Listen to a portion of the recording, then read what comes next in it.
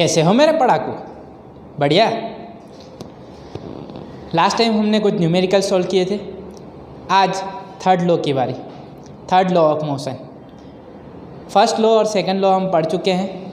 Newton's third law of motion आज पढ़ेंगे।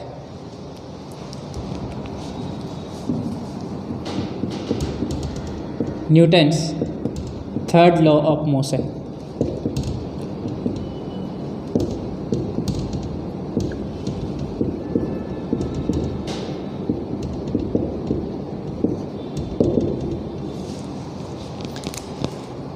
याद करो, Newton's first law of motion क्या था?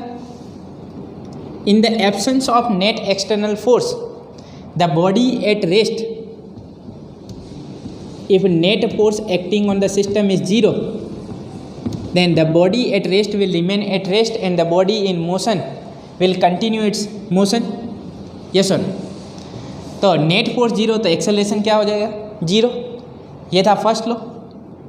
सेकंड लॉ क्या बोलता है? Net force acting on the system is equal to M A vector, that is change in momentum, rate of change of momentum, M A vector. So second law relates external force with its acceleration. So whatever net amount of force is acting on a body, it results in acceleration of the body. वो था second law. But actually what is the origin of external force? ये external force आता कहाँ से? So external force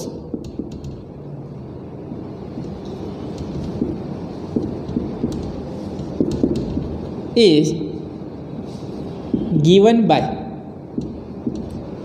other body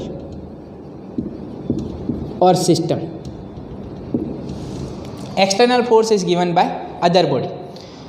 खुद तो नहीं लगता है, कोई बाहर से ही कोई फोर्स लगाता है, तो वो हो गया source. External force is given by other body. For example, if we consider two bodies, body A and body B. Suppose this body B applies some force on body A. मान लो कि ये इसके ऊपर कुछ फोर्स लगा रही है, A के ऊपर. इस बॉडी A के ऊपर मान लो फोर्स लगा रही है FAB वेक्टर के, ठीक. Force acting on body A due to body B, that is FAB vector. मतलब ये है कि बॉडी B A के ऊपर कुछ फोर्स लगा रही है, तो क्या बॉडी A भी B के ऊपर कुछ फोर्स लगाएगी? क्या ये ज़रूरी है? तो ये आप लोगों को सोचना है कि अगर B A के ऊपर FAB फोर्स लगा रही है, तो क्या बॉडी A भी B के ऊपर कुछ फोर्स लगाएगी? तो आप लोग सोचिए, तब तक कुछ एग्जाम्पल डिस्कस कर लेते हैं. मान लो कि हमारे पास कोई है स्प्रिंग, ठीक, और इस स्प्रिंग को अगर कंप्रेस किया जाए, मान लो इस स्प्रिंग को कंप्रेस किया जाए, ठीक है, कुछ फोर्स लगा के कंप्रेस किया जाए, तो क्या ये स्प्रिंग अपने हाथों पे, हमारे हाथों पे क्या कोई फोर्स एक्सर्ट करती है? This is a force applied on spring. When spring gets compressed, जैसे ही स्प्रिंग कंप्रेस हो जाती है, मान लो यहाँ पे हमने हाथ लगा के रखा हुआ है, हाथ का सपोर्ट है, तो जैसे ही स्प्रिंग कंप्रेस हो चुकी है, तो क्या कंप्रेस्ड स्प्रिंग जो है, compressed spring exerts force on your hand, right? ये चीज़ होती है. चलो यहाँ पे तो चलो कांटेक्ट था, मान लो कि हमने प्रेस किया स्प्रिंग को और स्प्रिंग ने कुछ फोर्स लगाया हाथ पे, कि ठीक, तो कांटेक्ट था तो लगा फोर्स. अब कुछ ऐसी सिचुएशन कंसीडर करूँ, this is earth and this is stone, right? Force acting on this stone due to earth, that is mg. इसके ऊपर जो फोर्स लग रहा है वो कितना फोर्स लग रहा है? mg, gravitational force. तो ये स्टोन तो अर्थ के कांटेक्ट में नहीं है, फिर भी इसके ऊपर कौन सा फोर्स लग रहा है? Gravitational force. तो ये हो गया field force.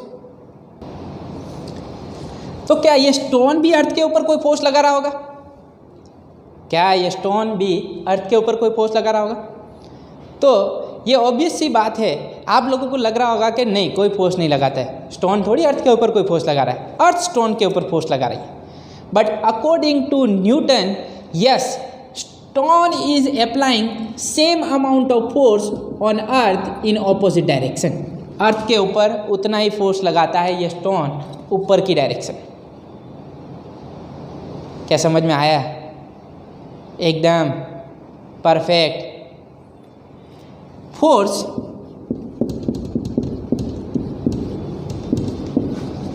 Never occurs singly in nature. Single force possible नहीं है। फोर्स लगेगा तो पेयर में ही लगेगा।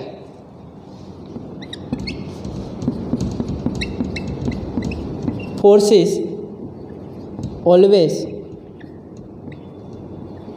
Act in pairs. फोर्सेस कैसे लगते हैं? पेयर्स में लगते हैं। Mutual force acting between two bodies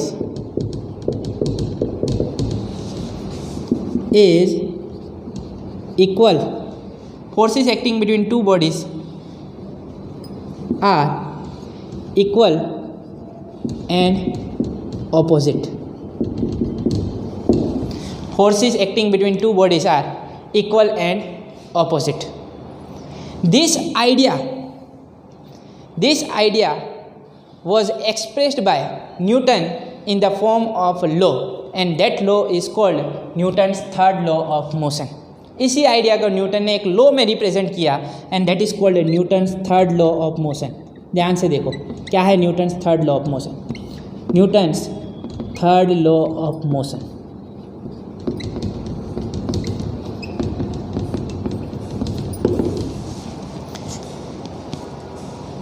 to every action, to every action there is equal and opposite reaction. To every action there is an equal and opposite reaction. क्या बोल रहा हूँ मैं? To every action there is an equal and opposite reaction. ये है Newton's third law of motion. क्या ये आप लोअर स्टैंडर्ड में पढ़े थे? शायद पढ़ा होगा आप लोगों ने लोअर स्टैंडर्ड में Newton's third law of motion, पर इसको हमें डिटेल में पढ़ना है, लोअर स्टैंडर्ड की तरह नहीं है। अब इसको डिटेल में समझना है, ये छोटी बात नहीं है। To every action there is an equal and opposite reaction. हमने मान लिया कि कोई इसके ऊपर फोर्स लगा रहा है तो वो उतना ही फोर्स दूसरे की तरफ लगा देगा, Newton third law of motion ख़त्म। नहीं, डिटेल में पढ़ना है। जैसे Newton second law of motion में हमने कुछ पॉइंट्स डिस्कस किए थे, इंपॉर्टेंट पॉइंट्स, वैसे ही यहाँ पे भी इंपॉर्टेंट पॉइंट्स डिस्कस करने हैं। कैसे ये वैलिड है Newton third law of motion, है ठीक? तो क्या क्या इंपॉर्टेंट पॉइंट्स हैं वो सारी चीज़ें डिस्कस करनी है, पर उससे पहले आप लोगों को इतना लिख लेना चाहिए। तो जल्दी से लिख लो, फिर आगे हम कुछ important points regarding Newton third law of motion discuss करते हैं।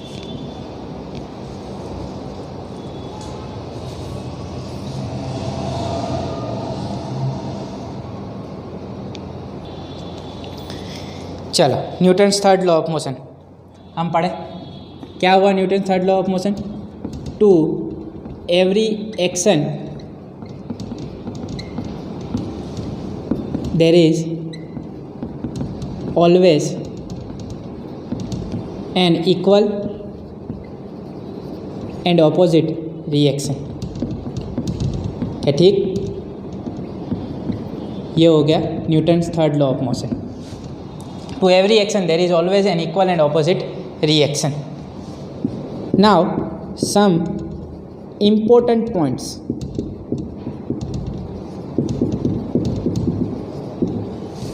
about third law of motion.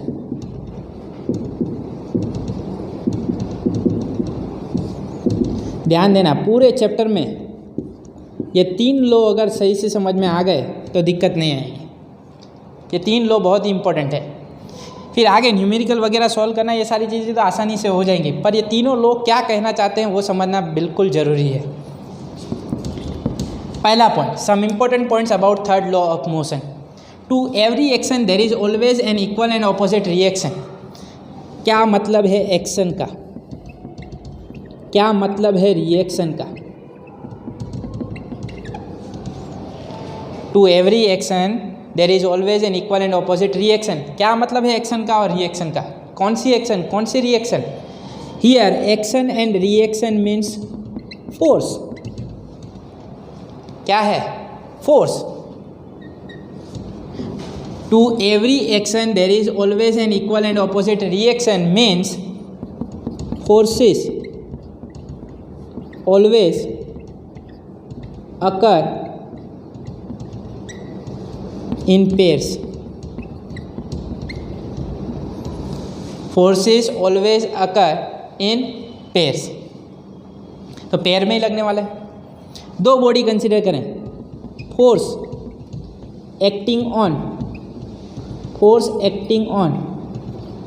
Body A by body B is equal and opposite to force acting on body B by body A. Forces always occur in pairs. Force acting on body A by body B is equal and opposite to force acting on body B by body A. मतलब क्या हुआ? मान लो ये 2 body हैं, A और B। A के ऊपर किसने फोर्स लगाया? B ने। तो ये हो गया FAB। इसके ऊपर कौन फोर्स लगाएगा? A। कितना? FBA। क्या ठीक? Force acting on body B by body A. These 2 forces are equal and opposite. कैसे हैं? Equal and opposite. So FAB vector is equal to minus FBA vector.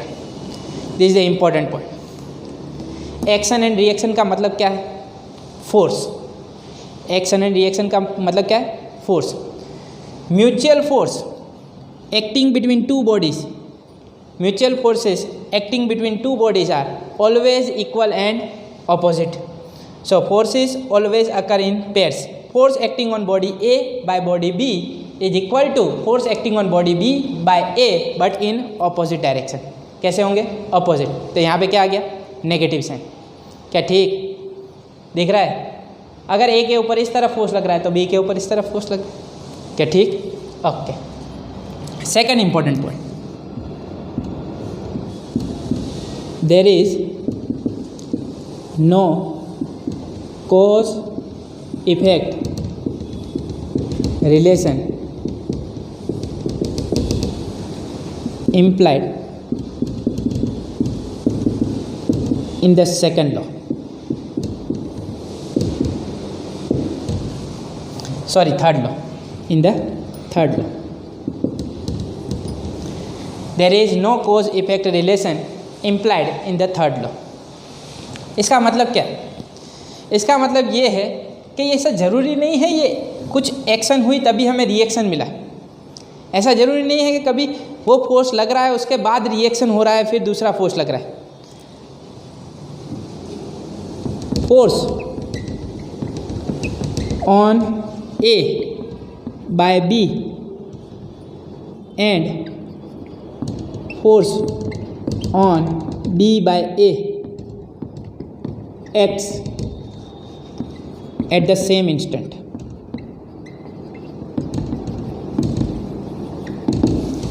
क्या मतलब हुआ? Force on A by B and force on B by A acts at the same instant. Same समय पे लगते हैं।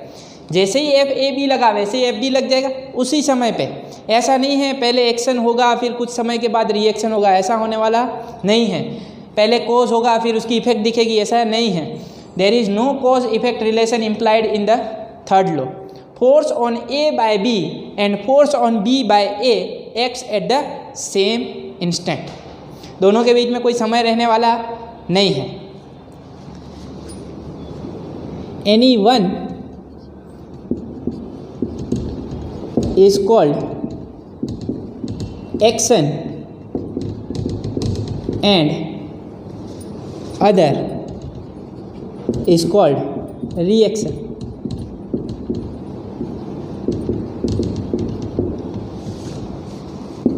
Any one force is called action and any other force is called reaction। मतलब मान लो कि आप लोगों ने एफ ए बी को एक्शन माना तो एफ बी ए को रिएक्शन मान लो। अगर एफ बी ए को एक्शन मानना है तो इसको रिएक्शन मान लो। क्या ठीक समझ में आया? क्या ठीक? चलो थर्ड पॉइंट। चलो थर्ड पॉइंट पे आए तो थर्ड पॉइंट में action and reaction forces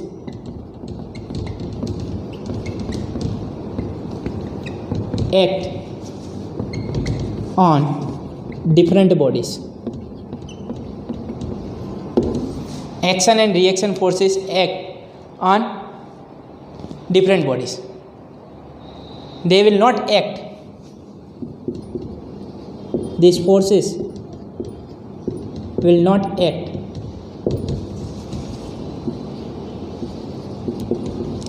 on same body. Action and reaction forces act on different bodies, अलग अलग बॉडी पे लगे। This forces will not act on same body. मतलब क्या? यहाँ पे देख लो ये दोनों अलग अलग बॉडी है। ए के ऊपर कौन फोर्स लगा रहा है? बी। बी के ऊपर कौन लगा रहा है? ए। दोनों ही अलग बॉडी पे लग रहे हैं। अगर आप ऐसा एग्जाम्पल कंसिडर करो कि मान लो कि ये कोई सरफेस है और सरफेस के ऊपर मान लो टेबल है और टेबल पे रखा हुआ है कोई ब्लॉक ऑफ मास m। क्या ठीक? तो इसके ऊपर नीचे की तरफ कौन सा फोर्स लगेगा? mg। और ऊपर की तरफ कौन सा फोर्स लगेगा? Reaction force. सरफेस जो है उसके ऊपर कोई रिएक्शन फोर्स लगा रही होगी, तभी ये कहाँ पे है? रेस्ट पे। तो यहाँ पे r is equal to mg हो जाएगा। r is equal to mg हो जाएगा।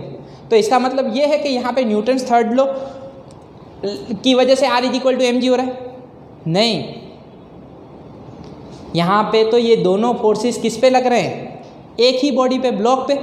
mg भी किस पे लग रहा? ब्लॉक पे। r भी किस पे लग रहा? ब्लॉक पे। तो ये एक्शन रिएक्शन नहीं है। तो यहाँ पे आप नहीं बोल सकते कि r is equal to mg कहाँ से आया? थर्ड लॉ से। नहीं, एक्शन और रिएक्शन का मतलब ही अलग है। तभी मैंने ये इंपॉर्टेंट पॉइंट्स लिए हैं। एक्शन एंड रिएक्शन फोर्स हमें हमेशा कहाँ पे मिलेंगे? पेयर्स में। किस में मिलेंगे? पेयर्स में। मतलब अगर इसके ऊपर ग्राउंड mg फोर्स लगा रहा है तो ये भी उस पर उतना ही फोर्स लगा रहा होगा। क्या ठीक? अगर सरफेस इसके ऊपर रिएक्शन फोर्स लगा रहा है तो ये भी सरफेस के ऊपर रिएक्शन फोर्स लगा रहा होगा ऑपोजिट डायरेक्शन में। उसे बोलेंगे हम एक्शन एंड रिएक्शन। एक बॉडी दूसरे बॉडी पे लगाएगी, सेम बॉडी पे लगने वाला नहीं है। क्या समझ में आया? एकदम। जैसे हमने स्टोन वाला एग्जाम्पल लिया था, याद हो तो, स्टोन के ऊपर अर्थ लगाती है mg, तो स्टोन अर्थ के ऊपर क्या लगाता है? mg। क्या समझ में आया? पर ये जो mg फोर्स लग रहा है अर्थ के ऊपर, वो फोर्स एकदम छोटा सा है अर्थ के लिए। क्या ठीक? तो इतने छोटे से फोर्स की वजह से अर्थ के मोशन में कोई फर्क आने वाला नहीं है। पर यही फोर्स स्टोन के लिए तो कुछ ज़्यादा ही है, इसीलिए स्टोन कौन सी डायरेक्शन में जाएगा? Vertically downward. क्या समझ में आ रही हैं चीज़ें? तो हो सकता है कि फोर्स दोनों पे लग रहा हो, पर एक के ऊपर इफेक्ट नज़र आ रही हो, दूसरे के ऊपर इफेक्ट नज़र नहीं आ रही हो। ये पॉसिबिलिटी हो सकती है। क्या ठीक? तो यहाँ पे हमने कोई सरफेस रखा हुआ है, इसलिए यहाँ पे जितना ग्रेविटेशनल फोर्स लग रहा है उतना ही सरफेस इसके ऊपर क्या लगा देता है? कोई रिएक्शन फोर्स, नॉर्मल फोर्स ऊपर की तरफ। क्या ठीक? पर ये एक्शन और रिएक्शन फोर्सेस नहीं है। ये जितना फोर्स नीचे की तरफ mg लग रहा है उतना ही फोर्स ऊपर की तरफ mg लग रहा होगा उस ग्राउंड पे। क्या समझ में आ रहा है? जितना अर्थ ग्रेविटेशनल फोर्स लगा रही है उतना ही वो चीज़ उसके ऊपर फोर्स लगा रही होती है। जैसे ये रिएक्शन फोर्स, ये सरफेस पे, सरफेस की वजह से ब्लॉक पे जो फोर्स लग रहा है वो कौन सा फोर्स है? Reaction force. वैसे ही ये ब्लॉक जो है इस सरफेस के ऊपर क्या लगाएगा? रिएक्शन फोर्स नीचे की तरफ। क्या ठीक? This is the reaction force on block by surface, this is the reaction force on surface by block. अब ये हो गए action reaction force. Reaction force on block by surface, this is the reaction force on surface by block. क्या समझ में आया? तो अब ये एक्शन रिएक्शन फोर्स हुए। एक्शन रिएक्शन फोर्स जो होते हैं वो सेम नेचर के होते हैं। यहाँ पे mg लग रहा तो यहाँ पे भी mg लगेगा, यहाँ पे नॉर्मल रिएक्शन फोर्स लग रहा तो यहाँ पे भी नॉर्मल रिएक्शन फोर्स लगेगा। क्या समझ में आई बातें? तो न्यूटन थर्ड लॉ ऐसे क्लियर करना है। बाकी लॉ तो याद रहेगा, to every action there is always an equal and opposite reaction. क्या ठीक? मान लो हम किसी के ऊपर खींच के कोई पेन मारते हैं, ठीक है? तो वो पेन जब मारते हैं तो वो सामने से पेन आने देता है, वो न्यूटन थर्ड लॉ नहीं है। पर हमारी पेन जब वहाँ पे गई और उसकी बॉडी से टकराई तो पेन ने बॉडी के ऊपर जो फोर्स लगाया उतना ही फोर्स उसकी बॉडी पेन पे लगाई। क्या समझ में आ रहा है? उसको बोला जाता है एक्शन रिएक्शन। क्या समझ में आ रहा है? फॉर एग्जाम्पल, और एग्जाम्पल कंसिडर करते हैं। When we throw ball towards the wall then what will happen? That ball will collide with the wall, टकराएगा उससे और टकरा के अपनी डायरेक्शन चेंज कर देगा। तो ऐसा क्यों हुआ कि जब बॉल वॉल से टकराया तब उसने कुछ फोर्स लगाया वॉल पे, फिर जितने टाइम के लिए वो कांटेक्ट में रहते हैं उतने ही समय में वॉल बॉल के ऊपर कुछ फोर्स लगा देता है। क्या ठीक? तो वहाँ पे भी क्या हो गया? एक्शन रिएक्शन पे। तो हमेशा एक्शन और रिएक्शन जो मिलने वाले हैं वो पेयर में मिलेंगे, सेम नेचर के होंगे, डिफरेंट बॉडीज़ पे लगेंगे, सेम बॉडी पे नहीं। यहाँ पे देख लो, ये फोर्स किस पे लग रहा है? सरफेस पे। ये फोर्स किस पे लग रहा है? ब्लॉक पे। पर आर और mg किस पे लग रहे हैं? एक ही ब्लॉक पे। तो ये एक्शन रिएक्शन हुए नहीं। क्या समझ में आ रहा है? एकदम परफेक्ट। अगर ए के ऊपर कोई और भी फोर्सेस लग रहे हों, mg लग रहा हो, ये वो लग रहा हो, पर हमें अभी इन दोनों पेयर की बात करनी। बी ने इसके ऊपर कितना लगाया? एफ है बी। ए ने इसके ऊपर कितना लगाया? एफ बी है। तो ये कौन सी पेयर हो गई? Action reaction. क्या समझ में आया? क्या तीनों पॉइंट क्लियर है? लिखना है, जल्दी से लिख लो।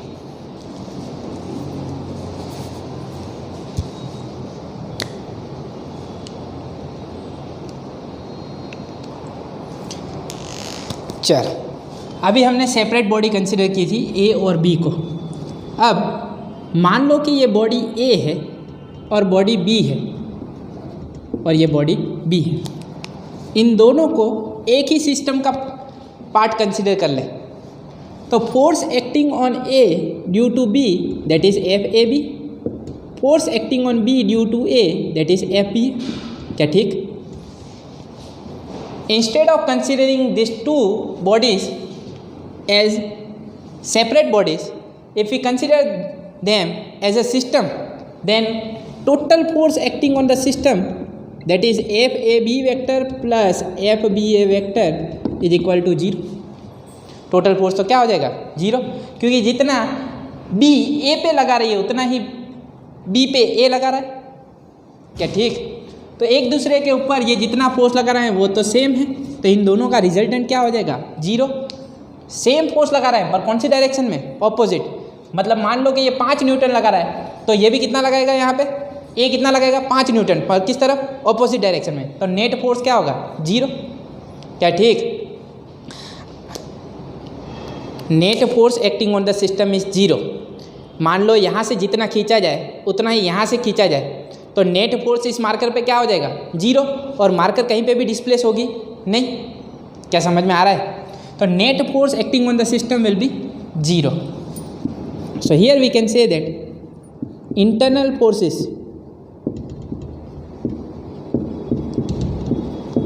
और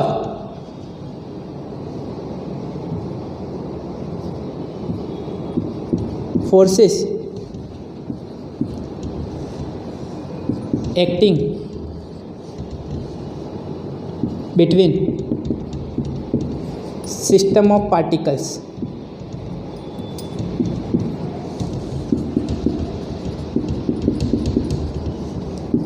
thus cancel away in pairs. Internal forces or forces acting between system of particles cancel away in pairs. इसीलिए हम न्यूटन्स सेकंड लॉ लगाते हैं, न्यूटन सेकंड लॉ लगाते हैं, F vector is equal to ma vector, तब net force consider करते हैं। वो कौन सा फोर्स कंसीडर करते हैं? एक्सटर्नल। इंटरनल तो क्या मिलेगा? जीरो। इंटरनल फोर्सेस और forces acting between system of particles दस कैंसल अवे इन पेयर्स। जितने जितने पार्टिकल होंगे पेयर में एक दूसरे की इफेक्ट को क्या कर देंगे? कैंसिल। क्या ठीक समझ में आया? तो इंटरनल फोर्स हमें क्या मिलने वाला है? जीरो। That's why in Newton second law of motion we consider only the effect of external force. तभी हम एक्सटर्नल फोर्स लिखते हैं, net external force acting on the system is equal to ma vector. ठीक, इंटरनल फोर्स कंसिडर किया जाता नहीं। क्या समझ में आया? न्यूटन थर्ड लॉ क्लियर है? एकदम परफेक्ट। चलो बढ़िया, अच्छे से इसको रिवाइज करके रखना है, क्योंकि नेक्स्ट टॉपिक है law of conservation of momentum. और law of conservation of momentum समझने के लिए Newton second law of motion और थर्ड लॉ ऑफ मोशन ये दोनों अच्छे से आने चाहिए। तो नेक्स्ट टाइम हम पढ़ने वाले हैं law of conservation of momentum. आज तक के लिए इतना ही। स्वस्थ रहें, मस्त रहें, दीपक सर के साथ पढ़ते रहें। मिलते हैं नेक्स्ट लेक्चर में, तब तक के लिए बाय बाय, थैंक यू। जितना बाकी है लिखने का उतना लिख लीजिए।